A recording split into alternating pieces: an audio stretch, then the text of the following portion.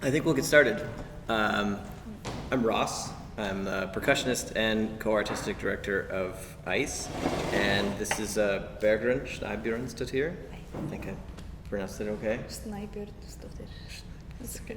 And a big part of what ICE does is to look for new works, and in a variety of different ways. So we search for new composers and perform their existing works with the idea that we'll develop a new relationship and down the road maybe create a new piece together if possible. And to do this, we've developed an online database system to which the composers can submit their pieces, and then we also go to festivals and set up workshops and sort of mixers, meet and greet opportunities to meet composers and get to know their works and then program them. And in this case, I got to know Bergrún's work through the Nordic Music Days Festival last September and October. And you had an amazing piece for 3 bass drums and surround sound ensemble in this large room in Harpa, which is in Reykjavik. It's a huge performing arts facility.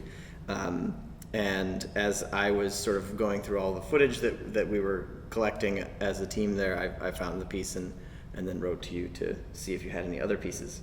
And then we started an exchange, and Bergrún sent this piece, Areole Undant. Is that how you say it? Yeah, means swelling circular areas. And it was written this year. Yes. So tell us about what inspired, what brought this piece into existence. So the way I work is I don't really start with sound so much, but instead it's hard to explain. I get these sort of waking hallucinations, like I guess like many people do, and I sort of see and hear everything, or it's this feeling I get all at the same time. And then I just have to figure out, how do I put this out? Like, how do I make it work? Because I hear what is happening, but it's hard for me to understand how I can make it actually happen in real life. So this is why I come up with these unconventional systems. Not very convenient sometimes, but it's all I can, like, it's the best I can do to make it happen, like how I hear it or see it. And I work a lot with visual aspects as well, because it's all like integrated in my brain when the conception starts. Yeah, I have to be very careful with how I work with that too. Like, I've done a lot of animated notation scores, where this has also been an issue in those scores. Like, what is too much visual information, because that can detract from what people are hearing so much. So it's a constant worry of mine when I am doing these pieces, like not to be overbearing visually. And so, and for this piece, I wanted to continue on this path that I was going, where I'm the performer. And so I just came up with this system of like a subtle visuality, and this sound that I can control effectively through this system. And I think it has a lot of potential, the system. Like, this is just one iteration of it. There's many other possibilities, like you will see soon, I guess. Yeah. And part of this series, ElectronicEtudes, was started last year by Levi Lorenzo. He's the main sound designer of the International Contemporary Ensemble. And so we make these recordings of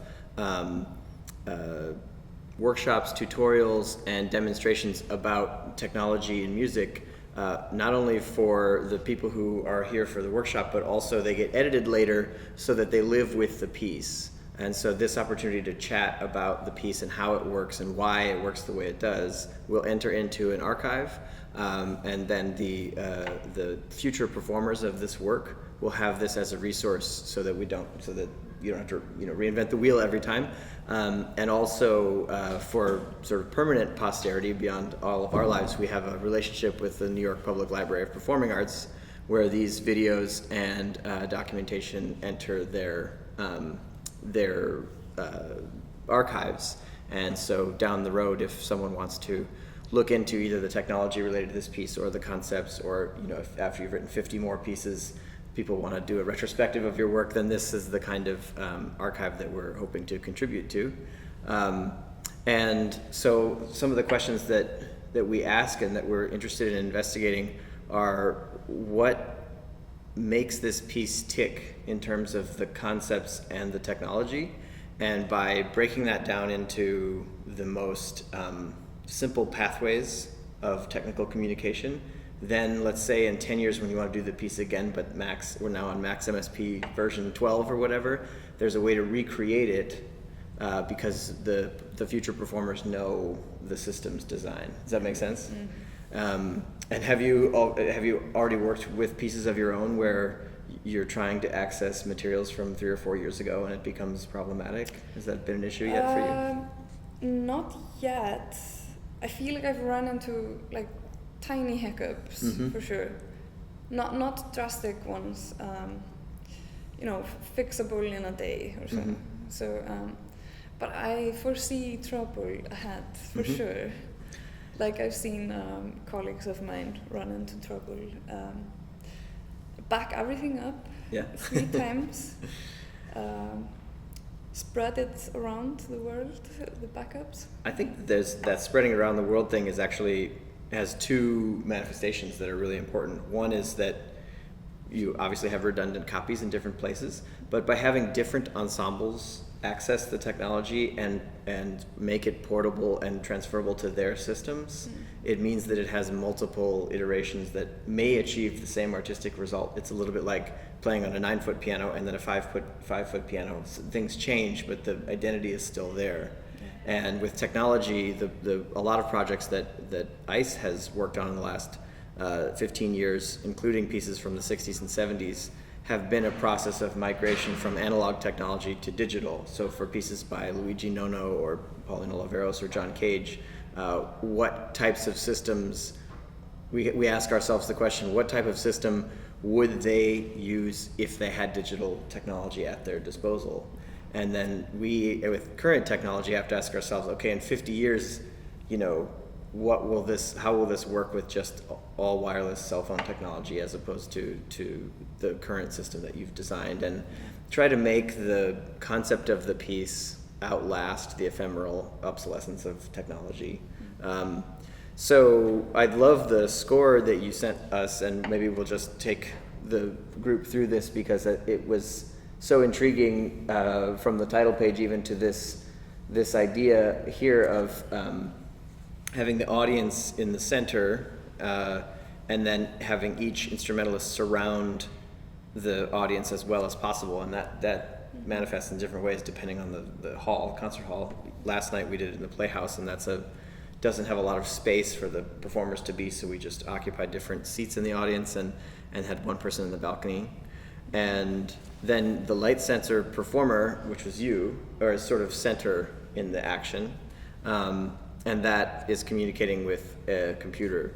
So maybe take us through what this is and how it communicates with the rest of the system, and then how that tells the performers what to do.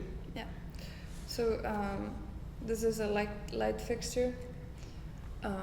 I work it with Hall effect sensors, which is like a magnetic sensor. So I just have this little contraption in my hand.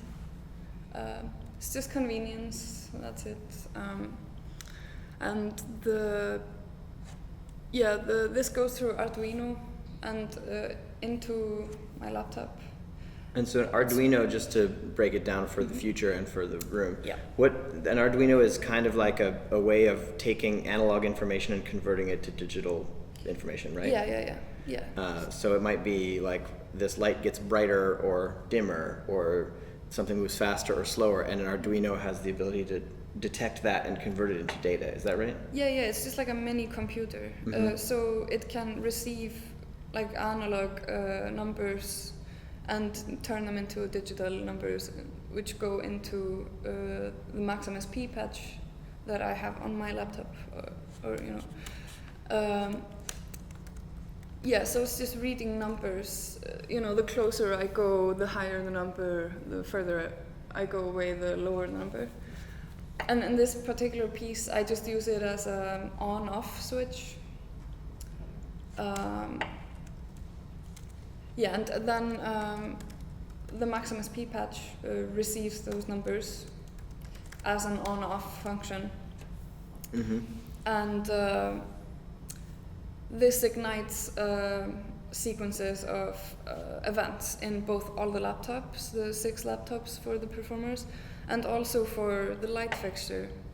So there are numbers coming out digitally out of the patch into another Arduino, which is connected to relay switches, which turn off and on the light fixture.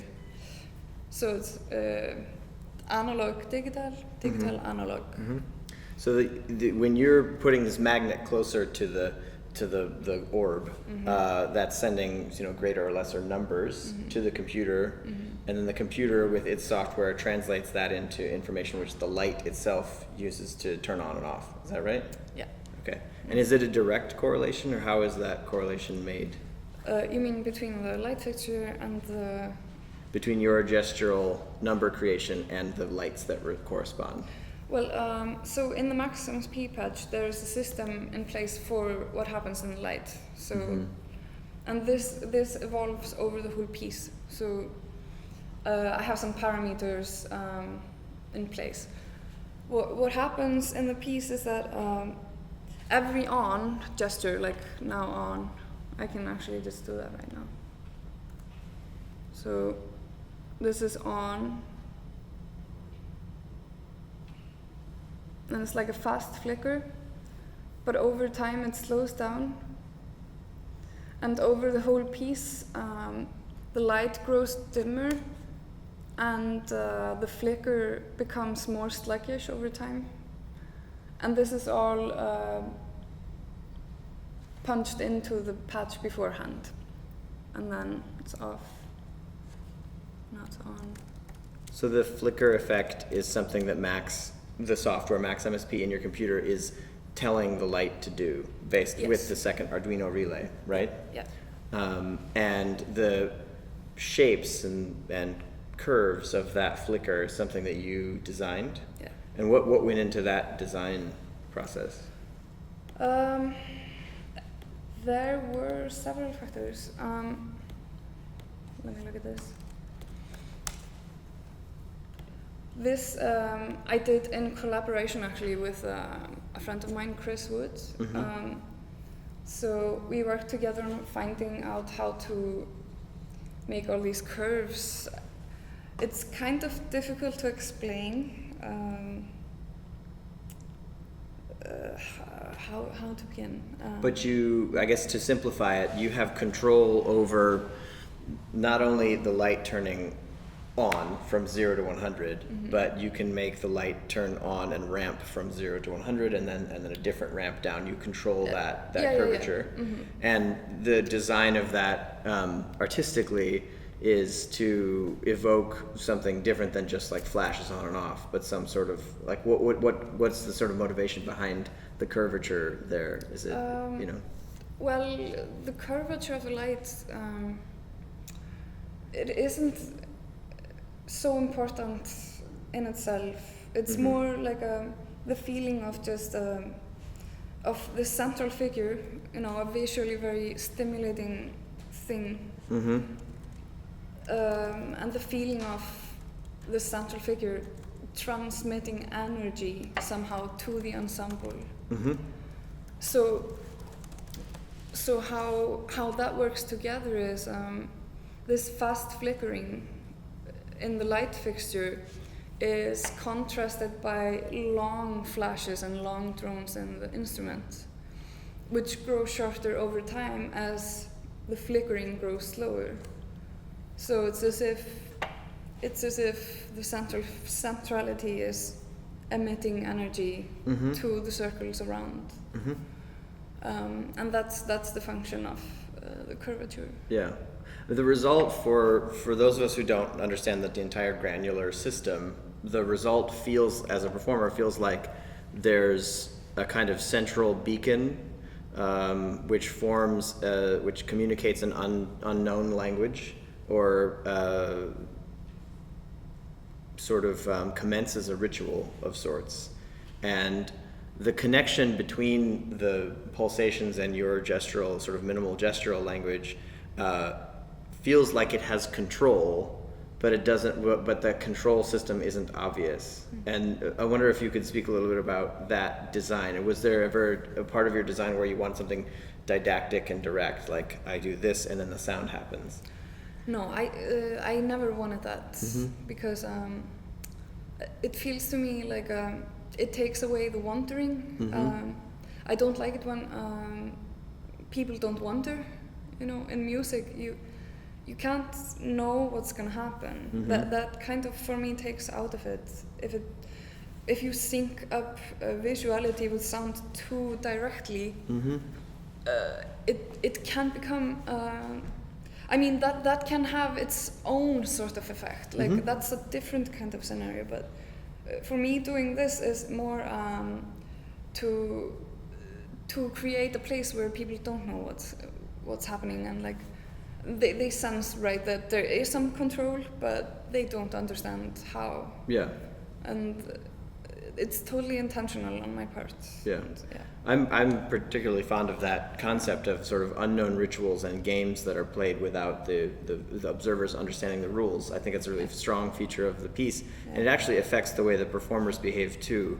The experience of playing this piece and there's not another piece I've played that's like it, but a piece that might have that same kind of mysterious game quality, is that it changes the sounds that you desired to create.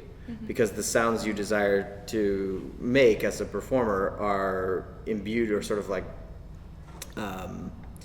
influenced by the hope to maintain a mysterious affect and a mysterious communication principle.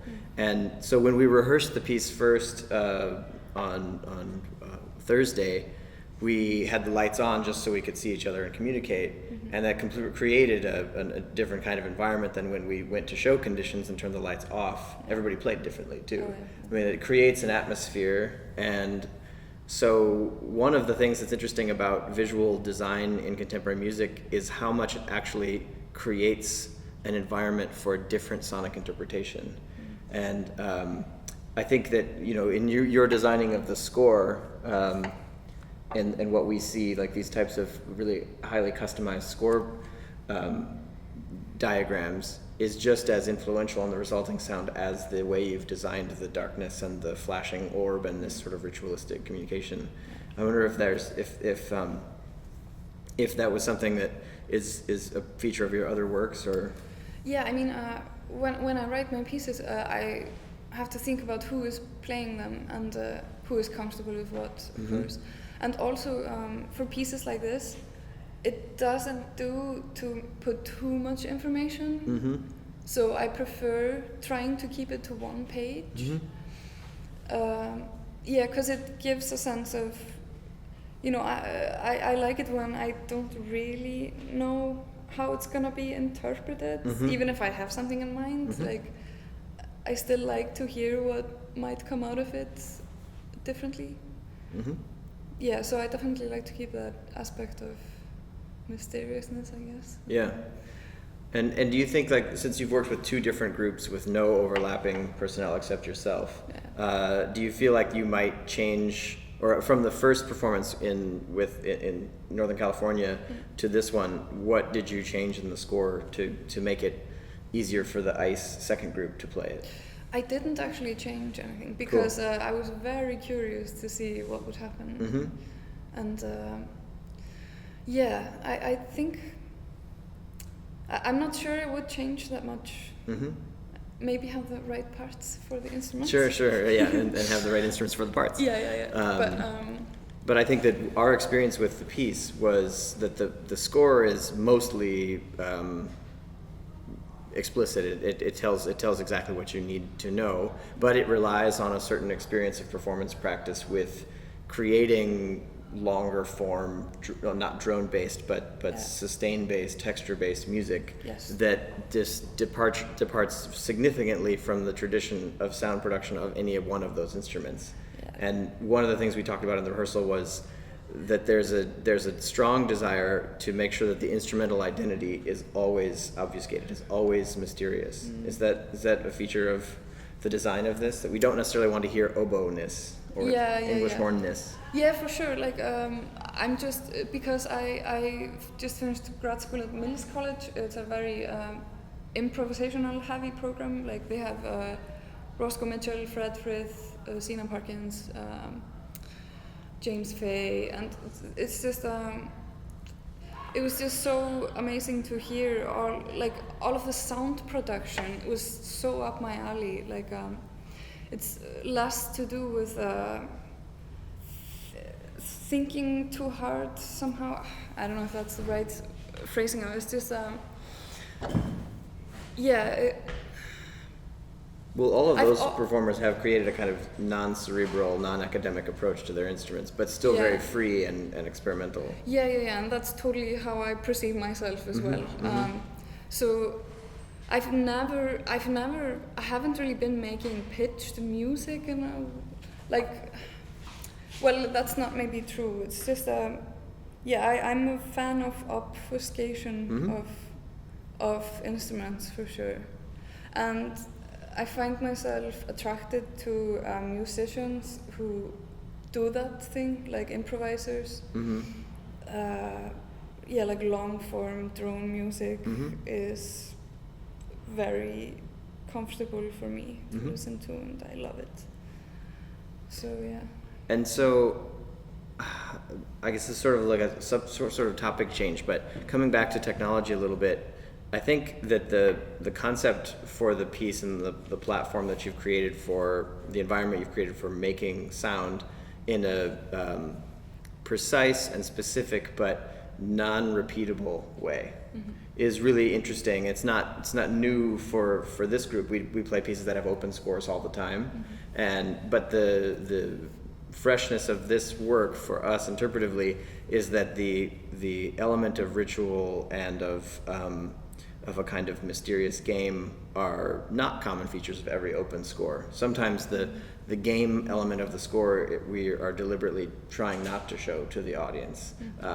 So when we interpret Pauline Oliveros' music, we don't, with her help, she showed us that we don't necessarily want the audience to know that we're playing a kind of sonic game. If the audience walks away assuming that we've played a notated piece of music, that's okay. And fully notated, traditionally notated with dots and stems and staffs and stuff. And when she was working with us, that process became very clear how to make that happen, how to make it feel organic, but also have a sort of precision and identity to it. And this piece creates its identity both with that precision and also this visual element. And the technology, I'm wondering if there's a chicken and egg. Did you have a sense of this visual result and that sort of formulated the piece? Or did you have an idea for the piece and then you said, oh, now I need a 6-inch diameter white plastic tube and a ball? Yeah, the latter. Okay. And so how did you come to this technological manifestation? Well, it's just, the piece is like a very feminine sort of thing. So it's originally I was gonna have like just a big glob of a thing, which kind of transformed into this thing. And it's it's very phallic. It's very it's like it just there's something about it that just came organically, and I couldn't not do it. And so I'm always interested in how that, because when as artists we make work, it's always tough to say what influenced what. But I think that the resulting final piece that gets presented often has so many features that you actually can't remember how they came to be. But could you imagine, let's say, another performer other than you managing the central performer's role? I could, but it is kind of weird to imagine for this piece or for this sculpture to think about another performer doing it. But yeah, maybe later on when I'm a little more comfortable with the system and like what it means to me. I think I'm still kind of figuring it out. You know, I need a little bit more distance to understand if I'm comfortable with that. And if let's say after that comfort is created, you had identified another performer who could play this role with a different sextet of instrumentalists, would you want to be able to send that sculpture around to everybody in a case, or could you imagine them inventing their own glob system? Yeah, I think that would be nice actually, because I am a fan of unexpected things for sure. It's an interesting, I mean, with notated music, the element of interpretation, of course, is the thing that creates the identity, the personalized identity of each successive performance. And in this piece, it's not just about how the cello changes their interpretation from show to show, but also that if a person said, okay, I need something that generates this mysterious lighting effect that's warm and disperses in all directions, but it doesn't necessarily have to be a white plastic. It could be this other thing, and so you would welcome that kind of interpretive, inventive quality? I would, as long as there's a good understanding of the piece. Exactly. Yeah. Interesting. And it needs to be a woman controlling it. Okay. There is that element that I'm a little bit. Maybe I shouldn't have said that. But I don't think you should make the decisions you want. It needs to be more. But I think that's it's an interesting thing to, and this process of chatting like this to me creates this kind of second layer of the score that could be called performance practice, and that each piece has its sort of performance practice identity, and this one has a really, really specific one that I think it's really cool to think that the development of that platform that would allow another performer to take on your role is something that may only come after 5 or 6 more performances of the piece, and each time you perform it, subtle changes get made, and that the piece is living through its first few performances. Yeah, for sure. So the next sort of technical thing that I'm sure it's interesting to me, and as a performer you don't need to understand it, but what are some of the ways that your gestures change what the performers see on their computers? So to go back to the workflow diagram, we kind of understand that the Hall effect sensor sends via proximity information to the computer and then back to the Arduino, which lights the light on these special flickering curves. And then that same computer sends information over Wi-Fi to a router. And then that router sends information to the 6 computers, which are played by the 6 instrument, or are looked at, viewed by the 6 instrumentalists. How is that? What's happening there? So each laptop needs to have their own patch, max patch, and they're all synced up with the Wi-Fi router. Should we try it? I don't know if we're on the same network, but I mean, I think I can show some sample sort of thing. But this is what we see on stage is a black screen like this, and when then it changes color, it brightens, and that actually also provides illumination for the performers. And this black bar is a progress bar on the left side.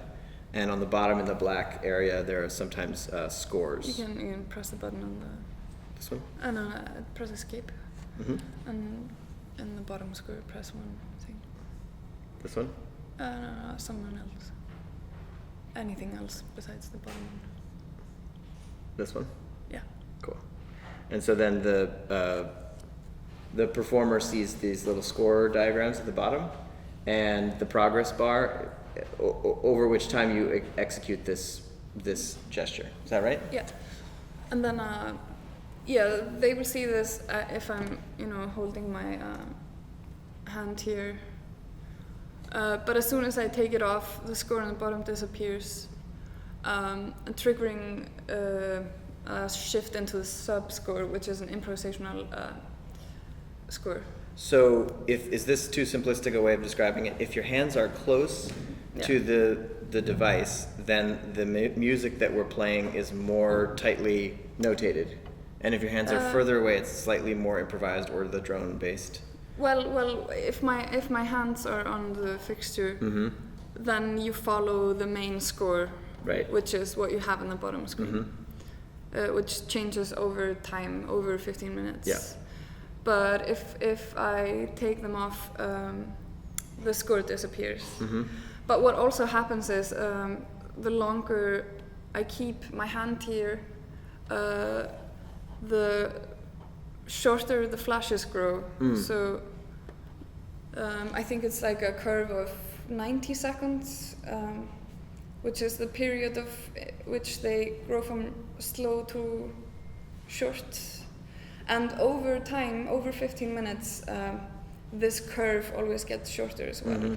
So on minute 12, what used to be maybe a 25-second flash is now a 10-second flash. I see. Growing into like a second flash instead of 10 seconds. Yeah. And so it's a little bit like the system, like you said, you designed elements of it that don't have a direct one-to-one correspondence. So when it's measuring duration of the proximity and creating additional parameters based on that proximity that are independent of whether your hands are just there or not, right? So it starts to develop a mind of its own. Yeah. I could actually show this on my patch here. Sure, we can switch to yours.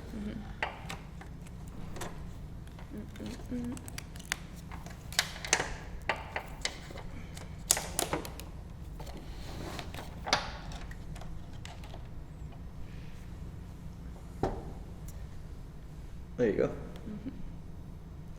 Yeah, so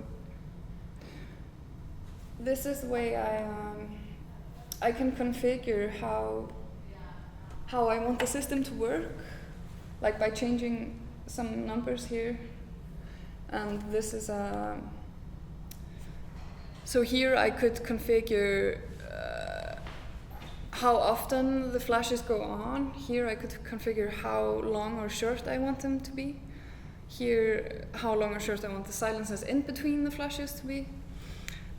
Here I can control if I want the curvature of both the lights and the flashes in the computers, if I want the curve to be, quick to grow short, or, if I want the flashes to be quick to grow short, or if I want them to take their time to grow short.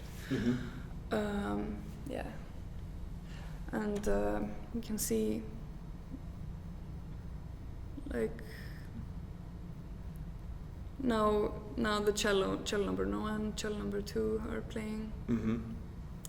Percussion 1. And so that gives you, or the person sitting behind the computer, a sense of the growth of the activity of those instrumentalists? Yeah, this was just a visual aid for me, trying to figure out how I want to form the piece, the curvature of the long lights or short lights, because I can't have any sound when I'm actually doing the patch. Yeah, so exactly. I could just watch that and see. Yeah. And just hear it by watching it. So you get a visualization of what the sound will be eventually. Yeah. And so I guess the elephant in the room question is always, why not simply predetermine the parameters and curves so that your gestures are faked or foleyed? What is it about the real-time control that you appreciate? You know what I mean? It's important so when you're standing there, you hear what the performers are playing. Sometimes, if I had all those parameters locked down, it might stop the piece at an awkward position. Totally. And also, it's the way I thought about it is it's more like almost an instrument. Yeah. It's like almost like improvising with an instrument that is 6 performers. So that's an element that I would never want to let go. Yeah. Like I would never want to make this a fixed piece, because I enjoy the aspect of, you know, finding some surprise there every time. Yeah. Do you have desires for other pieces or other iterations of this piece to increase the control parameters so that you can have different gestures result in different acoustic information? Yeah, for sure. Like, I think that's the next step for me, but it's quite heavy to figure out. It would be a few weeks' work for sure. Yeah, sure. But yeah, I think that's a step I might consider taking to have a more like a direct relationship with the sensors, not just on and off, but yeah, for changing parameters through, which I have done in like a solo performance with this sculpture, just with electronics. Yeah, I'd like to see that actually. I think that was one of the things I was curious about, is whether this device and the Hall effect system are a potential for less of a piece-based design and more of an instrumental design, for multiple pieces. Yeah. I think that's a really cool potential future for the piece. Yeah. Well, I think that I understand the piece a lot better, and from the performer's standpoint, you can get away with simply understanding the instructions, and then following those and using your interpretive intuitions to shape the piece, in a personal way. But I think understanding more of the system, like by talking with you, helps to change the way I would perform it again. And so hopefully this can help other performers to have that same type of platform. Yeah. But I'd love to hear any questions you all might have, if you have any. If not, I have a couple. But I think, so maybe I recognize some of you from the audience, and so maybe you now have a new set of information to understand what was happening last night, and if you have any thoughts, I'd love to hear them. Sure. Thanks. So the next steps for ICE are to create a kind of documentation for the work, and we comprehensively document every show, not necessarily so that it can go online and be consumed, but just so that we have the video, and if all the parties are interested in it, it will go onto a public library that we have online, and also to the New York Public Library. And so these are the kinds of shots that some of the camera operators got yesterday, and recording audio-wise for this piece is quite challenging. But the one that you had before seemed good. Did you have microphones for each player and that kind of recording? No, it didn't. I think we just had a Omni. No, it wasn't an Omni. No. Stereo player in the middle or something. Stereo, yeah, it sounds good. And so you already have good documentation from the California performance of it. But I'm gonna document it again in November. Yeah, I think that could be cool. Yeah. I think it's tough to do in the concert, because the camera angles that make the most sense would be sort of like over your shoulder to the performer, so you can see both at once, and that would be a nice thing to do for a future performance of it. Yeah.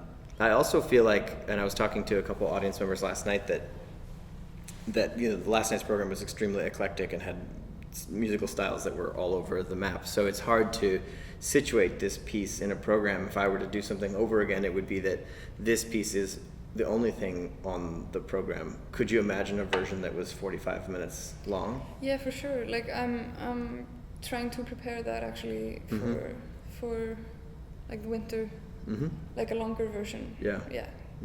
like a 30-minute version. Well, let us know when that's done. Yeah. I think it would be nice, especially maybe in a room like this. You can imagine it's smaller with a smaller audience, and having instrumentalists up in the